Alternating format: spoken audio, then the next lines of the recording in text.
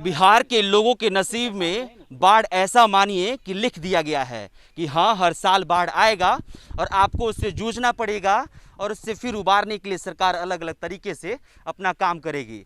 हमारे साथ गोपालगंज के सीईओ विजय कुमार सिंह हैं, इनसे बातचीत करेंगे, जानने की कोशिश करेंगे कि अभी जून का महीना चल रहा है और अभी से ही इस बात की चर्चा शुरू हो चुकी है कि कई ऐसे इलाके हैं जो बाढ़ से ग्रसित हो चुके हैं। इनसे बातचीत करेंगे, जानने की कोशिश करेंगे कि कितने पंचायत, कितने गांव ग्रसित हुए हैं, उसके लिए क्या क्या किया जा रहा है। उसके बाद आगे इसके बारे में और बातचीत करेंगे। कौन कौन सा गांव सर अभी ग्रसित हुआ, कितने गाँव हैं इसमें? सदर अंचल में लगभग 6 पंचायतें अभी बाढ़ प्रभावित हुई हैं और 6 पंचायतों में 21 गांव हैं जो चारों तरफ से लगभग पानी से घिर चुके हैं, जिसमें एक पंचायत पूर्ण रूप से कटघरवा जो पानी से घिरा हुआ है, बाकी 5 पंचायतें आंशिक हैं। और इनमें लोगों को लगभग 950 लोगों को रिस्क्यू करके बाहर हम लोग ले आए हैं। वो लोग विभिन्न स्थलों पर रह भी रहे हैं। एक कम्युनिटी किचन भी चलाया जा रहा है उन लोगों को खाने पीने के लिए। और गंडक नदी का जलस्तर चूँकि 4,12,000 क्यूसेक पानी आया था, उसी के चलते त्रासदी हुई है। अभी धीरे धीरे गंडक का जलस्तर बहुत कम हो गया है। 1,27,000 क्यूसेक पानी अभी इसमें चल रहा है।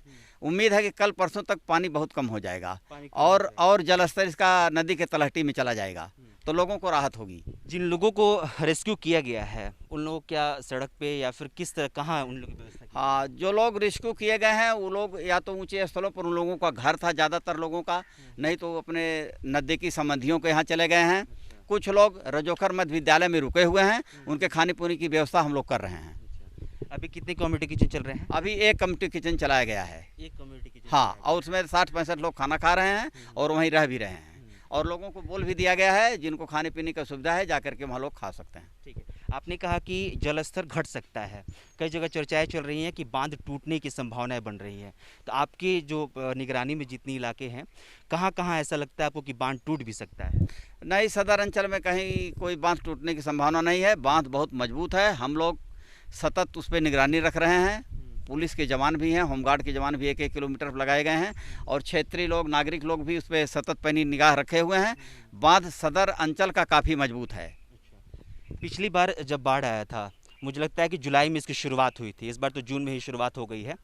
जुलाई में जब शुरुआत हुई, उसके बाद कितना नुकसान हुआ अंत तक जाके, अगर जान की बातचीत की जाए, कितने लोगों को जान की क्षति हुई? सदर अंचल में तो लगभग 3 लोग बाढ़ के समय उनकी मृत्यु हो गई थी और पूरी फसल बर्बाद हो गई थी। 2020 में बाढ़ की वजह से आपके रिकॉर्ड के हिसाब से कितना सरकार को मुआवजा के तौर पे, कम्युनिटी किचन के तौर पे मतलब खर्चा उठाना पड़ा?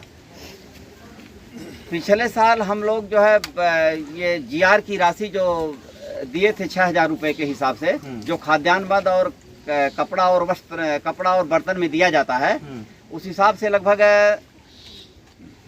सदर अंचल में 3800 लोगों को दिया गया था। 3800 लोगों को दिया गया था। 6,000 की राशि, 4,000 रुपये राशि, 6,000 की राशि दी गई थी पर हेड। हाँ, 3800 लोगों को दिया गया था। ठीक है।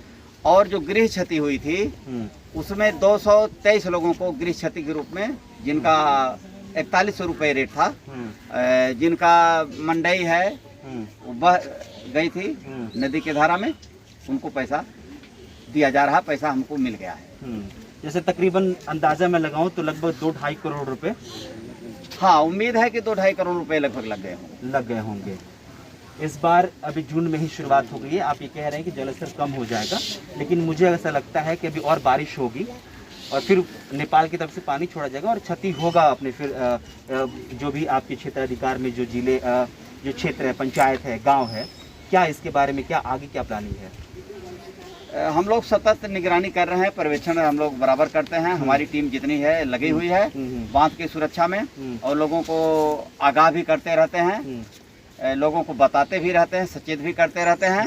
जैसे जैसे नदी का जलस्तर बढ़ता है वैसे लोगों को सावधान करते हैं। जलस्तर में कमी होने पे भी लोगों को सूचित करते हैं, जैसे आज ही लोगों को हम सूचित किए हैं। उम्मीद है जब पुनः, अभी तो चूँकि शुरुआत है, इसके बाद जब पुनः नदी का जलस्तर बढ़ेगा, अभी बरसात का समय अभी कम है क्योंकि शुरुआती समय है, तो उस समय फिर हम लोग पुनः उसी तैनाती के साथ काम करेंगे और ये उम्मीद रखेंगे कहीं बांध से हम लोग बांध न टूटने दें, उसकी सुरक्षा करें और लोगों को खान पान में भी कोई कमी ना हो। एक आखिरी सवाल रहेगा सर, बतौर अधिकारी आपको क्या लगता है? कई लोगों की चर्चाएं हैं गांव में, जब बातचीत हम लोग करते हैं कई गांव में, तो उनका कहना है कि अगर बांध का पक्कीकरण कर दी जाए तो इन सब चीज़ों से निपटारा हो जाएगा। ये जो करोड़ों रुपए खर्च करने पड़ रहे हैं कम्युनिटी किचन में, लोगों के लिए मुआवजा देने में, उसमें ना खर्च करना पड़ेगा।